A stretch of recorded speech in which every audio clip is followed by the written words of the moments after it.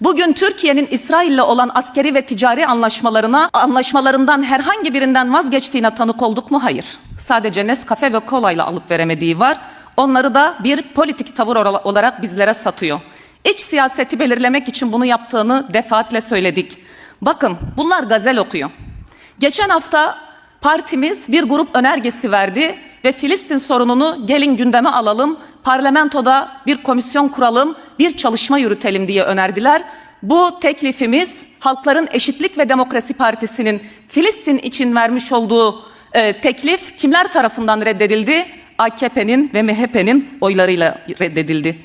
Buradan kendilerine soruyoruz. Siz neyden kaçıyorsunuz? Siz neden bu komisyonun oluşmasına ya da parlamentoda bir çalışma grubunun oluşmasından kaçıyorsunuz? İşte bu da sizin samimi olmadığınızı, Filistin halkının yanında olmadığınızı, mazlum halkların yanında olmadığınızı